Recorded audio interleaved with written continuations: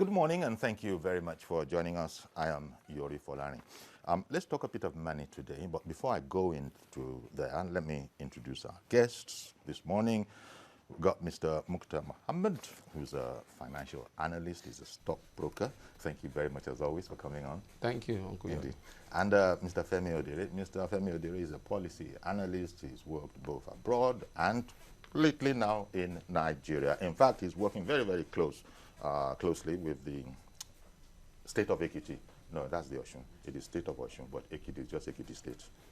He's working very, closely with Governor Fayemi over there as his senior special advisor on diaspora affairs.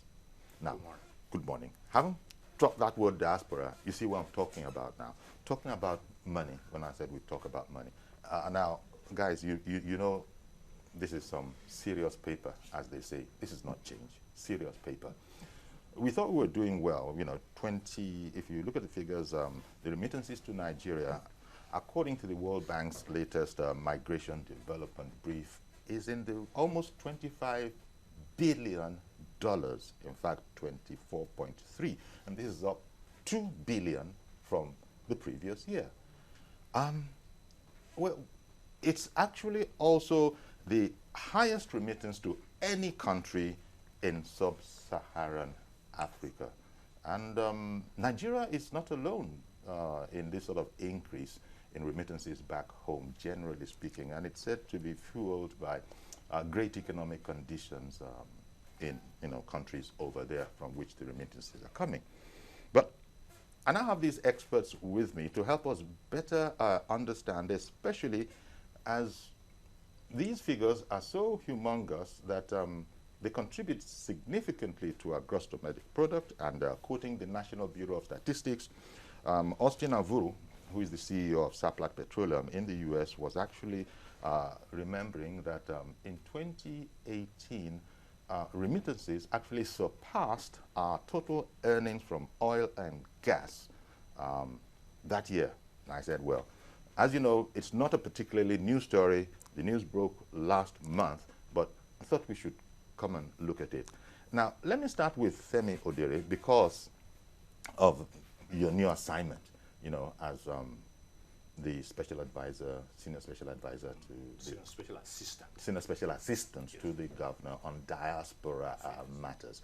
And it's because it's been stated that Ekiti is looking and probably has found how it's going to actually leverage this for development. Because one thing that can be said about the nature of these funds is that unlike funds that come in through government and that kind of a thing, very little of this can be stolen or misused because these are usually sent home for school fees, for building houses, for developing businesses. So they go directly, no intermediary. How exactly, what is the idea of Ekiti State on this? In brief, as a sort of an overview before we now begin to crunch the numbers. Well, thank you, Yori, for inviting me to this program. But before I go into your specific question, let me also share with your viewers, some more statistics too, in addition to what you've already given. Okay. In terms of I was thinking that I was thinking that those would come out a bit later because let me just say I know you've written a paper on this, and I've seen your paper. And I've seen the incontrovertible facts, which are very exciting. You want to pour all those out now? No, it's not pouring anything out. Go on. It's just to give some bullet point facts. Quickly. And I think that is important too quickly, yes. for your viewers to know the importance of diaspora remittance. Set the scene. And even I call it fact one, and that is that for us, diaspora remittances exceed gross oil revenue. Nigeria's 2018 gross revenue was 18.2 billion, while diaspora remittances into the country for the same year stood at $21.1 billion. That is fact one. Fact two. How many are these facts that about 7 facts. So that's why I was saying that they could probably come in because I know these facts are, as I said, incontrovertible. Yes. But could you please, if you'd indulge us, sort of illustrate or help us understand how Ekiti will be keying into this, because there are Nigerians abroad from Ekiti, from Adamawa, from Lagos, from everywhere. Let me see the Ekiti angle. Well, in this good news story? Yori, you cannot see the Ekiti angle in terms of specifics right Okay. now, because His Excellency, Dr. Kayode Fayemi, and my office are still fine-tuning the policies and programs. But what I can tell you, though, is that the government of Dr. Kayode Fayemi is going to aggressively, and I use that word advisedly, aggressively pursue the diaspora affairs of not only Ekiti indigenes, outside of Ekiti and outside of Nigeria, but also Nigerians in general, by tapping into this huge resource pool and the material endowment that these people really have. So we are going to be very, very aggressive in tapping into that. That's what I can tell you right now. Okay, thank you. And thank you very much for indulging us, because we're going to come back and we'll be getting some of those facts, because as I said, they were fascinating facts. I read about it myself. Indeed, many of our viewers might have seen the paper. But to come over to you, Mukhtar, we're talking about, when I looked at that World Bank brief, I see that they've sort of categorized countries into high-income countries, medium, and then low-income. And the high-income guys, they're doing something else. I understand that their figures in the region of 62 billion. Let me concern ourselves with ourselves. Now, these figures, 24.3 billion, that is said to be fueled by great economic conditions yonder, and is expected to continue, only at a, shall we say, at a lesser pace. Instead of the 10% jump we're seeing now, maybe at 3%.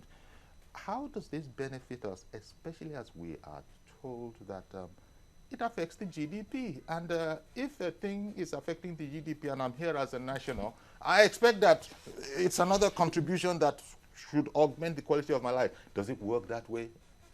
Well, the figures are not shocking to we economics and financial analysts. It's not shocking because you look at, the Australian government floated what they call a diaspora bond, diaspora fund, and a lot of Nigerians in the diaspora were key into that investment. But that also will add to the GDP of Nigeria in terms of our borrowing also, because we are even borrowing from Nigeria in the diaspora. And you see, that was also more what brought in the reason that for the first time in the history of this country, we are going to have a specific ministry for diaspora affairs headed by Honorable Abike Daberi also. You can see that Nigerians are beginning to look at those potentials that we'll have in the diaspora, begin to tap into it and see how does it contribute to the GDP. Unfortunately, the contribution to the GDP cannot be, cannot generally say touch people like Mr. Yonri and me and that. So it has to touch those people who matters. Those people, beneficiaries. The beneficiaries, one. Then who the beneficiary will now engage. Okay, there you go. Now, let me say about the beneficiary. Now, the beneficiary, one of these diaspora remittance comes in the form of, some comes in the form of investment, which can be assessed if you go to the Nigerian Stock Exchange. You see the investment export window that was created also has helped in bringing this form, and some of those funds find their way into the equity market through stockbroking firm. Then secondly, you need to look at the man that is in the village. He's sending money for building of houses in the village, so they are going to employ a plumber, a mason, somebody. Okay. In this way, it keeps things going. Education also, when they pay people, some of them give scholarship to their indigenous there. Some of them are even building schools here, employing people to run that schools. Also, they are having means of employment. So those are the little ways that is adding up to our GDP. But when you want to, what they were doing in there, they quantify in terms of the type of capital fund that finds its way into Nigeria.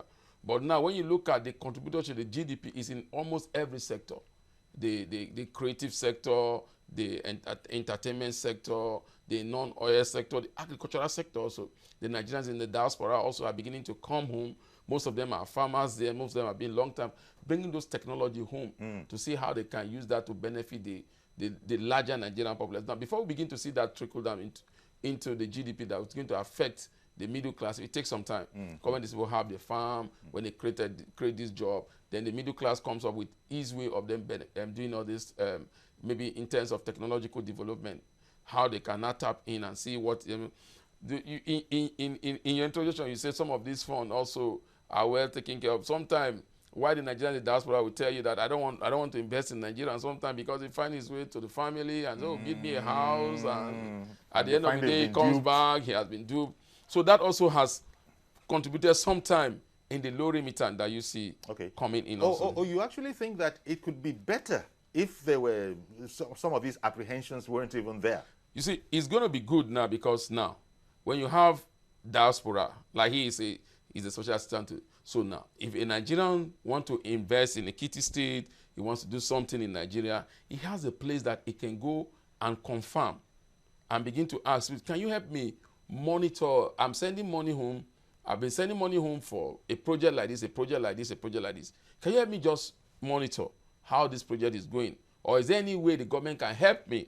Instead of me sending it directly, the government is going to help me facilitate the movement of this fund, then handle the project by employing people to do it directly, not using. So a lot of way the diaspora commission or diaspora can come in and begin to help most of it. Now, when you look at it now, you see we are classified under the low income area in the diaspora remittance, because most Nigerians that should do the high income investment, the diaspora investment, are mostly people that are already been in the US for 10, 30, 40. They're not even thinking of coming to Nigeria. They're telling you, when you tell them, they say the environment is not conducive. There's that, we can't come over. There's that type of diaspora. Then those are the diaspora. Then when you say the loan minister, are those people, some unfortunately, those that don't have the relevant papers to stay, or those that went through direct channels like green card and others are the ones that, and some of them, mostly for those ones that don't have the relevant papers, they have to do with MENA job, and but the hustle, the hustle, the local language. A lot of Nigerians hustling. And some of even Nigerians here, sometimes even the middle class, when they have their vacation, some of them go as far as US to hustle. That's right. And bring that money to invest here. Okay. So you said your office is still, studying this matter, and working,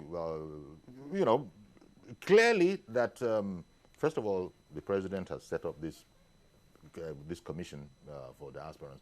And it looks like, even if there's not exactly a ministry in Ekiti here, but at least the governor is thinking about this as, this is not an attachment, it's a major matter. Well, it is not, first of all, it's not a question of studying. We've already understood what the impact of diaspora remittances and knowledge base and knowledge transfer is going to do to the economy of Ekiti State, and in a larger measure to the economy of Nigeria. And it is just that it has not been tapped. So it's not a question of study. When we say it's not been tapped, how do you mean? Especially as Mitra has just explained, and you yourself know already. Let me remittances don't have an intermediary. Yeah, it is not being tapped, because let me also dovetail into what Mr. Mokhtar said, that yes, diasporans send money to their loved ones, for educational purposes, for marriages, for weddings, for building houses and all of that. Establishing businesses, for farming. He also made examples of the fact that there are some of these people that have been duped, even by their own loved ones. And the reason why, the reason for that is there was no concerted government policy, both on the federal level and at the state level, to actually not only track these remittances and know where they are going, but also develop policies along the line of these remittances that people can begin to change their behavior as to what they use these monies for. Because somebody that builds and that sends money to build a home, it is a social good to build a home, don't get me wrong. Yes. But these homes too, for the most part, are not income generating structures. But when you have government now that crafts policies, that look, when you do ABC with us, you are going to get C and D result. Somebody like that, rather than to build, let's say, mansion, for instance, that is not going to be living anyway, that is just going to be coming maybe once in a while. But he is creating wealth, But then he can actually plow back some of this money, rather than building a mansion, he can actually build a bungalow. and invest these monies into some income revenue generating entities of the government. Which means, I get you, which means that there will probably be something of an advisory, body or institution that would sort of filter between the donor, what is it? Is that the right thing to call them?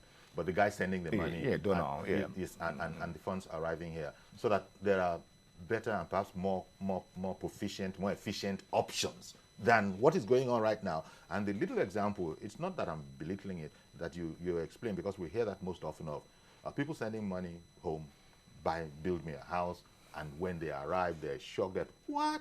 Is this what you did? And this is you or my family. So I know we should stay on the big picture, and that generally is progressive. But there are these aspects. Is there any way that, first of all, not is there any way, he's just explained one way. Do you go along with this? Well, it's one way, but again, we as a government, the nation itself, or the state of Ekiti State, or whichever state wants to involve, we need to create that gap in terms of communication. Okay. And everybody that is investing, whatever you call it, whether you're building a mansion, they see that as an avenue for wealth creation also. So you need to make them see what are they going to gain. What are the benefits of investing in your state? Yes. What are those benefits? Alternative schemes. What are the one you are individually thinking about? Yeah. What are those benefits? What are those in terms of investment, in terms of infrastructure? Can we come in as a diaspora people, or because most of all these diaspora Nigerians in the diaspora have union. You have the Union of Ekiti State, Ekiti State people in United States of America. They are in London. They are in the UK. Can they come in as a people to construct a road in Ekiti State, for example, and then will they be allowed to tour that road? And then you need to know again that that's why the government need to work with them and come up with a structure that is workable. So, they also have to remit tax there, whatever money they are sending, because sometimes they think they're sending that money out here for investment purposes, so they are going to have returns on it. So the environment must be conducive for that to happen. And again, most of this fund also comes through the non-ethical means that are not captured. One of those means is somebody is in Nigeria, visits the US, and they said, okay, please, can you take this $1,000 and give it to my auntie or whatever? Or can you take this money and they've even diverted another means, whereby now, because when we had the exchange problem, Nigerians were not able to transfer money, Nigerians were not able to withdraw more than $1,000 or $100 in a day. They came up with them, okay, do you have a Naira account in Nigeria? I have a dollar account in America. Credit my dollar account, I credit your Naira account here. Yeah. Because, okay, I was even going to come to that, but I don't want to keep Mr. George waiting. Good morning, Mr. George. Good morning, Uncle Yori. Thank you for calling in. And good morning to your guest. Indeed. Good morning, sir. Uncle Yori, when you look at the statistics read out by NBS, it will give you an idea of the number of Nigerians outside this country. In the UK alone, we have about 3 million of them, not to talk about the US and other places.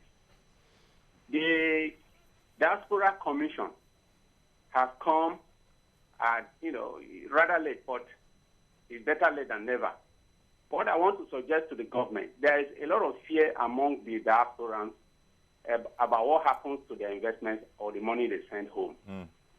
If the Diaspora Commission has been put in place, let there be enabling laws that commit the Diaspora Commission to compensate the diasporan if they guarantee or they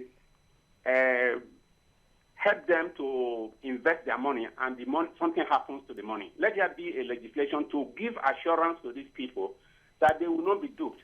If that is done, Uncle, you'll be shocked to see that figure will double in a very short time. Indeed. There's a lot of money that Nigerians have, but they don't know what to do with it. This is my humble suggestion. Thank you. Thank you very much for calling in, Mr. George. Femi, what do you think of that particular? Well, that is a very excellent point. As far as I'm concerned, okay. Because I share the same view, with him too. He said something that it is better late than never. I've been so passionate about the diaspora affairs for a long time because not only did I live in the United States, that's where I get my, I studied for my higher, degrees and all of that. But I worked there, and I ran, newspapers there and all of that. So I was a member of the pioneer of NIDO and all of that. So saying all of this to say that I have seen diaspora's resources, expertise, and know-how just wasting away. That this country of ours, of course, we have a lot of challenges. We need a lot of help in so many ways, and we are not even tapping our own people. So to me, that was very disheartening. As far as I'm concerned, I've seen a situation where a man, a Nigerian he was already retired, and he was making a 6-figure salary at that point. He narrated to me how he went home to the state of Osun, because that's where he came from, and he wanted to build, because he was in the power generating business. He was working with Commonwealth Edison, if you know that. So he was retired. He said he just wanted to have the government just give him his village to provide electricity free of charge. He said they laughed him out of the office. Can you imagine that? Okay. So, this was back in the day, before this new viewpoint that we are adopting. That was at the beginning of this dispensation. Okay.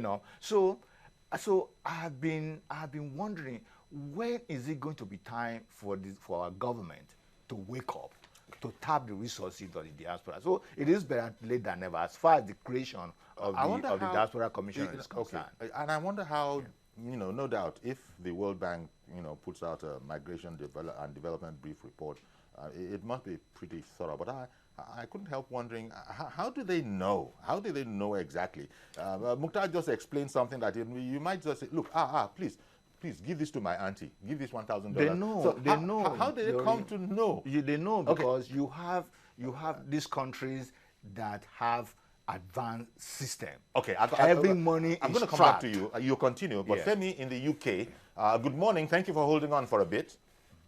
Good morning, Uncle Yori. How are you? Good morning, sir. Thank you very much. Good. The thing is, as these speakers have said, there are numerous of us in the diaspora that are eager and willing to invest in Nigeria, but it doesn't have a conducive investment environment for us to invest. And also the vehicles to enable us to do that investment isn't really up and doing. I mean, the High Commission here is not conducive to us to funnel our investments into Nigeria. So long as the offices are over there in Nigeria, it doesn't help us transmit business easily. So I wondered whether the Diaspora Commission could have an agency in the UK. All right, then. Thank you very much for calling in, Femi.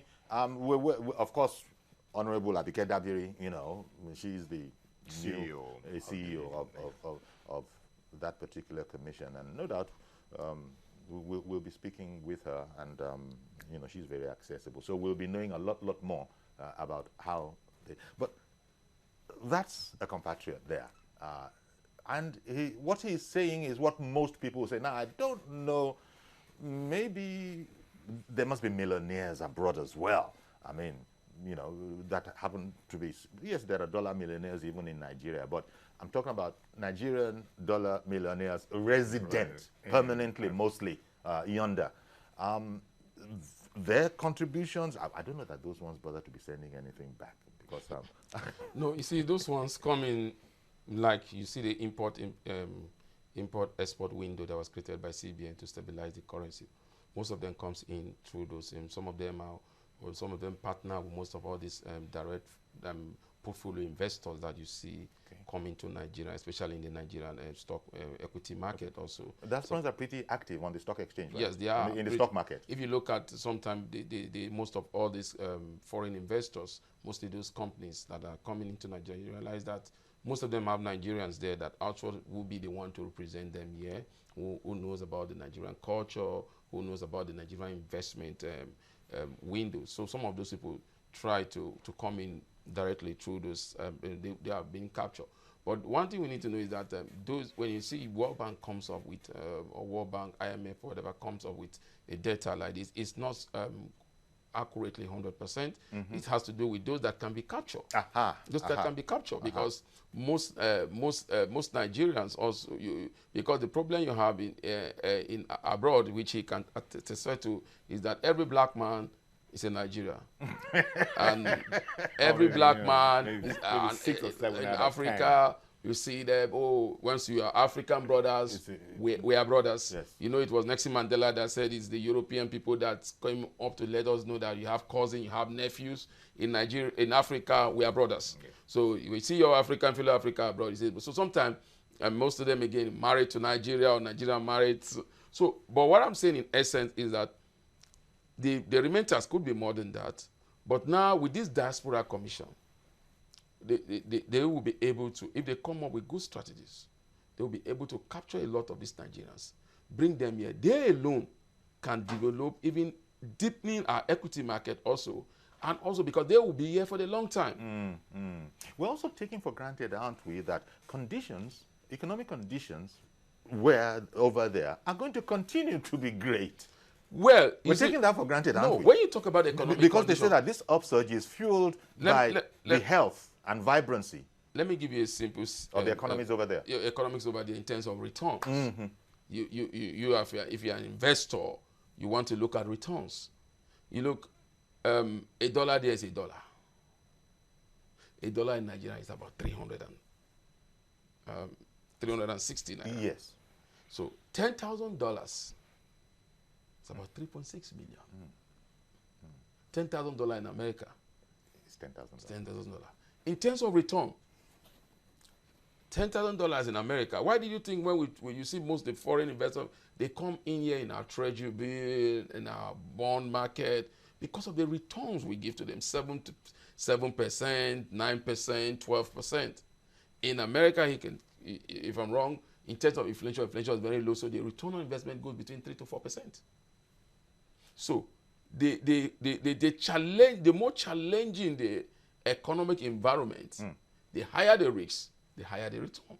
So those are part of those indices, those studies that should be pushed to Nigeria in the diaspora, that to know that, look, you can as well make something well here and be able to develop, to build your house in Nigeria and also be able to use it to pay your mortgage in America. So now, that is now, you have to create that two-way exchange system, which is there. That is, they can convert their naira to dollar, it's repatriated back to them, and they can decide to keep their naira here and invest it here. They need to create that. Because right now we don't have that. There's this whole restriction. It's not, when you go to the import investment window, it's there. Okay. But there's still that restriction in terms of banking. Yeah. Most of Nigerian, it's exception to the tier 1 banks, which I don't know how, because it doesn't relate that when you have an account in the UK, you may have to come, I don't know about that yet, unless I try to investigate. You have an account in the UK with First Bank UK, can you be able to access that account here in First Bank Nigeria? So we need to bring in the financial institution also. That also will help be able to capture this. And that then let me give you an instance of a Nigerian in the diaspora that when we talk about fraud, we have this figure that actually have an account with an account officer. Sometimes they maintain these account officers. They don't even know means of communication. So they only communicate to the account officers. Then the account officer seems to have every details of the account. They send the money directly to the account officer. So what happens? Some of these account officers, some fraudulent ones, begin to steal these people's money. So it's a challenge. So, but when we create that financial inclusion, whereby if I deposit money in, as well, make something well here and be able to develop, to build your house in Nigeria and also be able to use it to pay your mortgage in America. So now, that is now, you have to create that two-way exchange system, which is there. That is, they can convert their naira to dollar, it's repatriated back to them, and they can decide to keep their naira here and invest it here. They need to create that. Because right now we don't have that. There's this whole restriction. It's not, when you go to the import investment window, it's there. Okay. But there's still that restriction in terms of banking. Yeah. Most of Nigerian, it's exception to the tier 1 banks, which I don't know how, because it doesn't relate that when you have an account in the UK, you may have to come. I don't know about that yet, unless I try to investigate. You have an account in the UK with First Bank UK. Can you be able to access that account here in First Bank Nigeria? So we need to bring in the financial institution also. That also will help be able to capture this. And that then let me give you an instance of a Nigerian in the diaspora that when we talk about fraud, we have this figure that actually have an account with an account officer. Sometimes they maintain these account officers. They don't even know means of communication. So they only communicate to the account officers. Then the account officer seems to have every details of the account. They send the money directly to the account officer. So what happens? Some of these account officers, some fraudulent ones, begin to steal these people's money. So it's a challenge. So, but when we create that financial inclusion, whereby if I deposit money in First Bank, United Kingdom, for instance, I can come to Nigeria and access that money. And that also will not stabilize our exchange. Okay, that's an interesting point. Did you want to come in on that? Because I want to come in, not so much on... Because this is totally different from the domiciliary account. Yeah, it's totally different. Totally different. Because it doesn't work like that with a domiciliary account. But we're not even talking about that now. But it's an interesting... I don't want us to lose sight of what the last caller said, from the gentleman in the UK, Femi. Yes, and that is that they don't know what to do, and there is no and the High Commission yonder is not the most conducive place to help them. And when he says that Nigeria is not the most conducive, not necessarily so, but that's a mindset. And he's probably right if he has that mindset. And the reason for that is that there has not been any engagement, if you will, with between the government and its people outside of the Nigerian shore. And another thing I want to mention too that he alluded to, but in an indirect way, is that if there is no if diaspora doesn't really trust Nigeria, know what to do and all of that, all these things actually boils down to the question of trust and integrity. Because one thing, based on my experience and even anybody's experience too, is that before you commit your resources, you want to make sure that the person or the entity that you are committing your resources with has integrity and trust.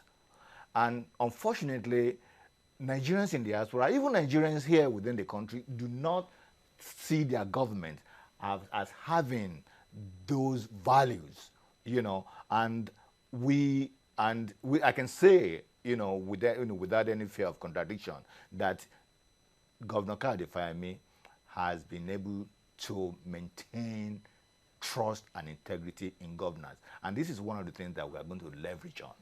Okay. Mazi Okorafo, Inaru Chukwu, good morning, sir. Good morning, Sayori. Good morning, our guests in the studio. Honestly speaking, Sayori, Nigerians in diaspora are trying. You see, the remittance they are making in different ways, but up to today, they can't vote from foreign countries. We have to look into it. Diaspora voting rights, at least there's a need for government to look into it. We don't have to say every time, come, we're only interested, come, bring your money, come to Nigeria, invest. Some of them will even bring their money and say to their brothers and sisters and relations, they will disappear with their money. Because a situation whereby we are not encouraging them to do what? To invest in this country is a problem. That is what I would ask the discussants there to look into. Because they should advise Nigerians exactly on what to do. At least they should encourage all these people to come and invest. Now, if you look at today's super, see that it said 29,004 Nigerians overstayed visas in 2018 in US. Yes. If you look at another version of the paper, you see that US suspended the drop-box process for visa renewal indefinitely. Now, these are the things we have to look into. There are certain things. It's not a question of remittance. Agreed. Anybody that goes out from this country is going forward for greener pasture. But the greener pasture is also in Nigeria. But our problem, we have not done all those things. But as soon as they come back home, at least I'm so happy because when the diaspora, at least we saw what Kanu was working with some of these people from diaspora. Sometimes they come to our local government and give free medical treatment for people, give them drugs. is encouraging. So we should try as much as possible and encourage them. Let us also have voting right outside Nigeria. Thank you very much and have a blessed day in Lagos. Thank you, Mazi. Great one, especially that aspect about diaspora voting. That's something very close to the minds of diasporans, but it's not possible now. We have been told for this, that, and the other reason. I don't know. Where with the Diaspora Commission, they could start working on that. So, There's part of the so thing. much promise held in this Diaspora The good Commission. thing is, Honorable Abike Dabari seems to have the passion for the diaspora. Even at a point, sometimes the diaspora Nigerian sees us as the Minister for Foreign Affairs because it tends to fight their case, it tends to push their case, it tends to go out for them. It even tends to give us more statistics of what is happening to Nigeria in the diaspora than even the Ministry of Foreign Affairs. I could remember there was time that the issue with the United States deporting Nigerians, sending Nigerians back. She was the first person that came out telling Nigerians, for now, don't travel to the UK, don't travel to the US. So even then, the Ministry of Foreign Affairs were not happy with that statement from her, but the president stepped in and we saw. So for me, once they can trust you, like he said, the diaspora people, they just need trust. Once they can trust you. And again, like the caller said, if I'm going to invest my money here, I should have a say.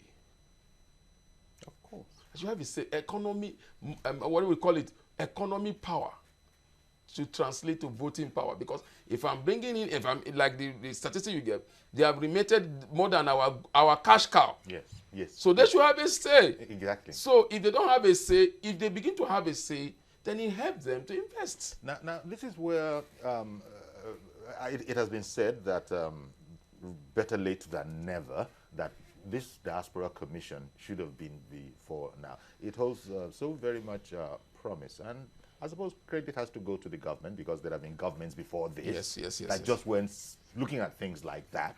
There have been states before this that are not thinking it's something so important. No, I think so there's a different... when it comes to state, I think I know that Ondo State did it during the first thing of Mimiko, because I know then Mrs. Remi Duele was a special assistant to the government on diaspora affair. So are people really catching on? But you would think that there should have been a sort of a continuity. This is the whole problem. And that's another frustrating aspect, too, of what the diaspora are going to be thinking. That, okay, all of a sudden, there's no more diaspora office in Ondo State. And right now there is none, you know. And you know, just to let you know too, out of the 36 states that we have in this country, we only have about 5 or 6 states that actually has created, you know, specific offices for diaspora affairs. And because these ideas, you know, well, the point has been made already that it's where it has even happened. People are saying that, oh, thank God, it's a bit late, but better late than never. Exactly. But you're saying that worse still, there are those that do not understand that, or not so much that they don't understand, but are not paying the attention required, because I don't think anybody who is in office will not understand these kind of things, you know. But you mean as far as government of these states are concerned, or as far as individuals? Government. Well, see, I think, to me, I don't have any foolproof, you know, way to actually say that. But I think I can also say that we've been used to free money. Easy money, you know, money that we really didn't work for. Which is alternative to diaspora inflows. Is that what you're saying? No. As to the reason why you know, governments in the past may not have paid any attention because to they were getting the easy revenue. money Yeah, elsewhere. You know, easy money. That's what I said. I said apart from the remittances, if states have been compelled to generate their own resources to actually think outside of the box, you know, forget about allocation, this thing probably will have changed by now. Because it should be a win-win situation. Of course. Nigerians in diaspora, they know they can't live forever. It doesn't matter how long you last in America. You're not going to become an American. I'm not talking about getting an American passport. Even if you do. I'm not talking about getting the green card. You are essentially an Igbo man. You are a Yoruba man. You are an Ijesha man. You are an Hausa man. It doesn't matter what kind of documentation you have. And so, but these people, in paying homage to that, want to do something for their motherland or their village land, as the case may be. You get my meaning? but it's not as tidy as it needs to Yeah. be.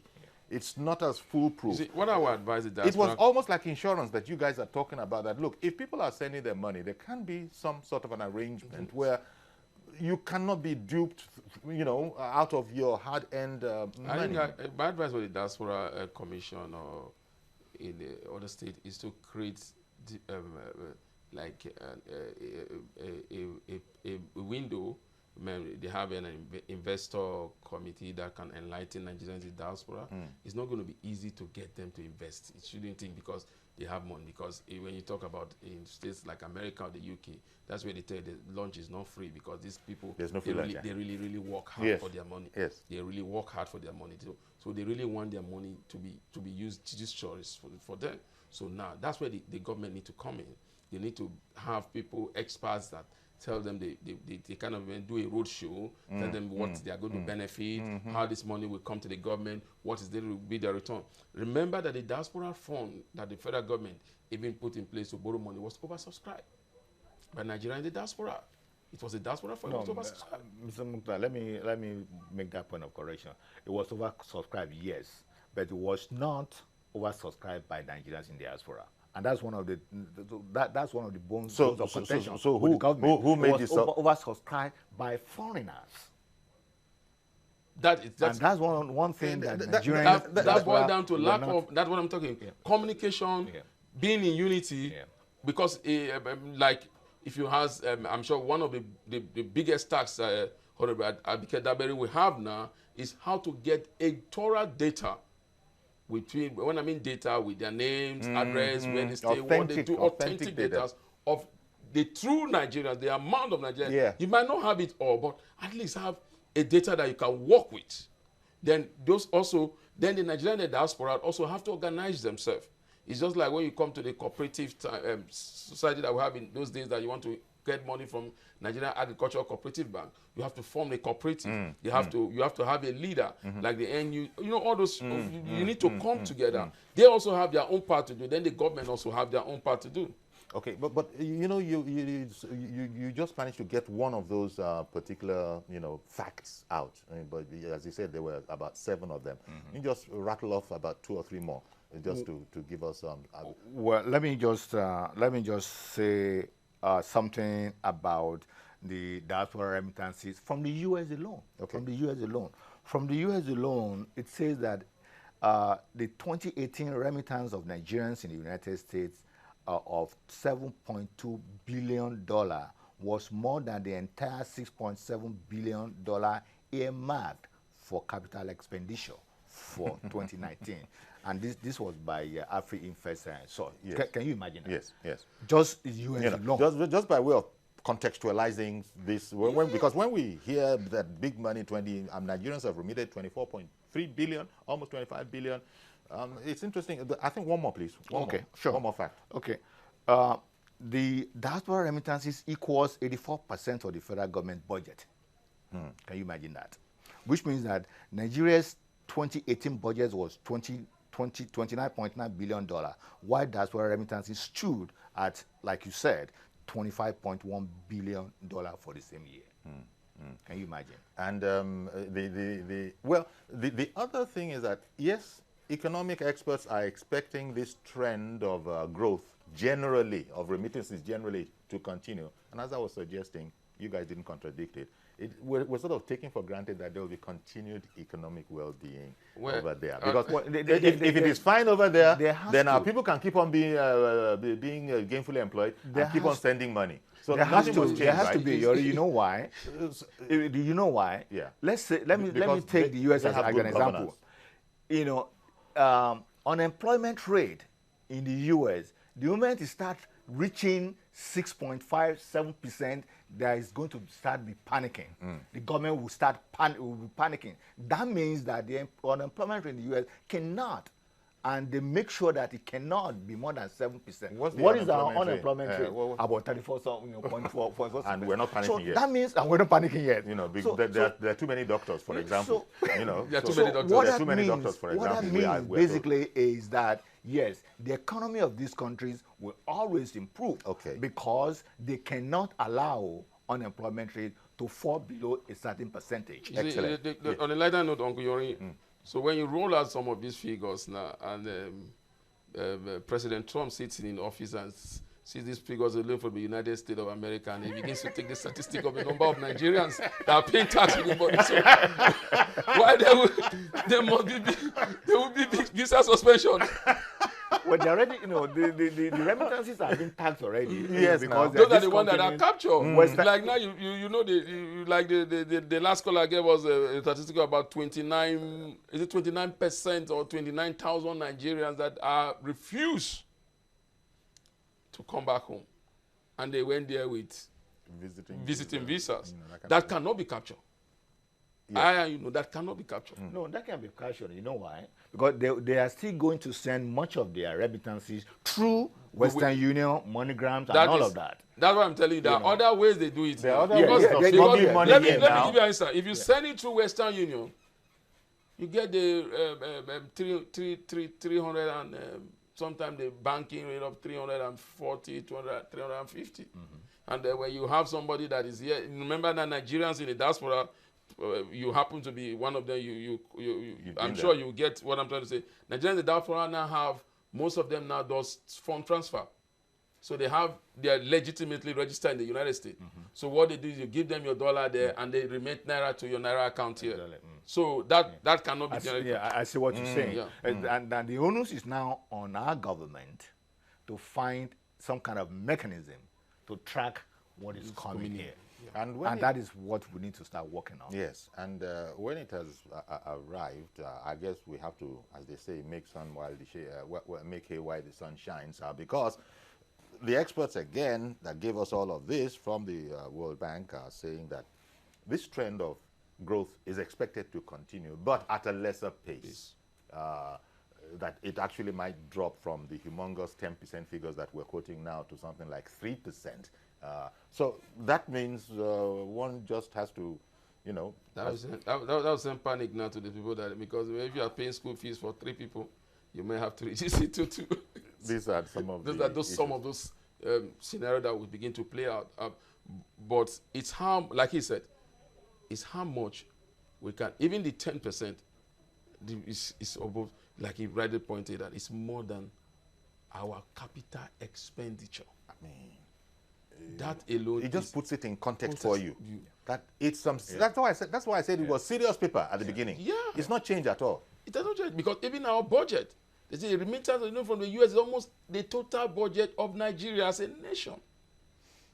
Well, so in Ekiti, which is one of the few states that are paying attention to diaspora and their remittances, so how does it work then? Is Ekiti on a quest to have something of a register and know, by and large, you can't do anything 100%. You know all nationals because there's a system, there's registration. Is that the kind of thing that it would involve, diaspora offices in state governments, for example? Well, as I said earlier at the beginning of this program, Yori, my own is not to give specifics. When we are done with policies and program as far as the government of Dr. Kari family is concerned, in fact, we're going to invite you to help us to magnify this. But all I'm saying is that we as a government are going to be very serious as a heart attack in pursuing the diaspora, angle. I know that's an Americanism for you right there. As serious as a heart attack. Yeah. That's how serious you guys are going to be that's about this whole diaspora and business. Well, it's educating. Most Nigerians don't think it really concerns them if they don't have somebody abroad. I don't know whether that is right or wrong, simply because it's a very direct thing. You've got a cousin, you've got a sister, you've got a brother, you've got an uncle abroad. That comes directly to you one way or the other, which is some. But we're seeing that when you look at the large picture, it does more than just benefit individuals, So that's good to know. But I don't know what the Diaspora Commission is going to be. We're going to be keeping a close tab on that because as he was saying, as Mr. was saying, Abike Dabiri has becomes something of the Mama Nigeria. Let's look at you run into a problem or whatever, or people are being messed with. Her voice, was among the first that were heard at the time. So much so that you said that even the foreign ministry was beginning to say, "Hey, chill." We now know the impact of an entity like NDDC. Yes, when the NDDC was created. Yes. Look at the economic impact of its creation to that region, to which it was responsible.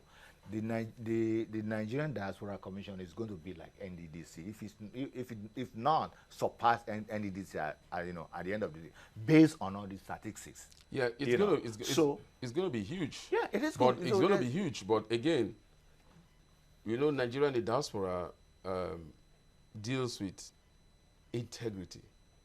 When they begin to see, it's a huge task for the KBA, because once these people are sending these remittance in, they need every kobo of this remittance to be accounted for. Of course. And that's the way it should be. That is the way it should be. Yeah. So by the time you begin to have issues that the diaspora, because at a point in time, I believe that the Diaspora Commission, like he's saying, should have their own separate budget, and they could run on even what they will get from the Nigerian diaspora to run their affair. But when those people begin to hear that money that we are sending to run an affair is corruptly enriching, they won't send it again. So we need... You're right. In fact, so much so that for people who do that, there are even sites on YouTube, for example, where there are Nigerians, or at least black people, advising against sending money home because they're just ripping you off. No doubt basing all of that on his own individual personal experience. Yeah. But it just underlines the point. There's a lot of work to be done. Like if the fund that comes in with the Diaspora Commission it's almost like it's more than what we use for the capital project. You can imagine if government decide to say every diaspora fund that is coming in is borrowed by Nigerian government and pay them interest of like 4 to 5%. That alone will help the government, and this is going to be a long-time fund. So we are borrowing at a high cost for governance. For projects, will come low, and that alone, that's another stream of income. That's another avenue that we could say we are diversifying. And this diversification has to come in the knowledge of our people, the resources, because our people are our greatest asset. So it's what our people are generating, and they're using it to build up our nation. And by the time these people see what their contribution is doing to the nation, then they will begin to think of, it's time for us to start coming home and even begin to put up some structure that we have here, also here. And that has to do with, we need to get the infrastructural challenges right. That's power, transportation.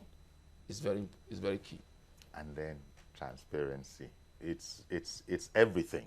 And also, I am informed by the idea that, I think it was Mukta who brought it up, that banking has to become involved in all of this. Of course, there's no question about that. You've got to find a way how it will be worked out. You got Zenith Bank over there. Does it?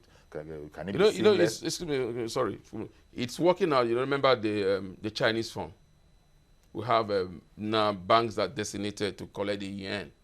They have the yuan there in China. I think Zenith Bank, First Bank, and some banks, whereby the Nigeria here will go to Zenith Bank in China and drop a naira, and then get you drop in China. Pay your naira here. Okay. In Nigeria. You can then get a yen in China. Okay, of the equivalent. The equivalent, because that they call the currency swap agreement. So that also could be worked out through the government to CBN, the government, and the finance. It's something that is working. No, it's going to be very interesting to see what the commission is making. And no doubt the commission will draw on expertise, which we are sure we are not lacking in. Nigerian expertise, whatever expertise it takes to make a success of this particular, what is it, initiative. It's a Buhari government initiative. That's an unprecedented. Unprecedented. And there we go. But I want to thank you very much, gentlemen, Mr. Femi Odere and Mr. Mukta Muhammad. I want to thank you both, gentlemen, for sharing your knowledge and your perspectives on this subject. No doubt we'll be revisiting this whole matter, because as soon as we get hold of Honorable Abike Dabiri, we'll be able to probe a bit more into how this whole thing is going to work to further what has always been seen as her passion, development of the diaspora. Okay, that's our program. Thank you very much for watching. Join us tomorrow for a fresh edition. I am Yori Folarin. Bye-bye for now.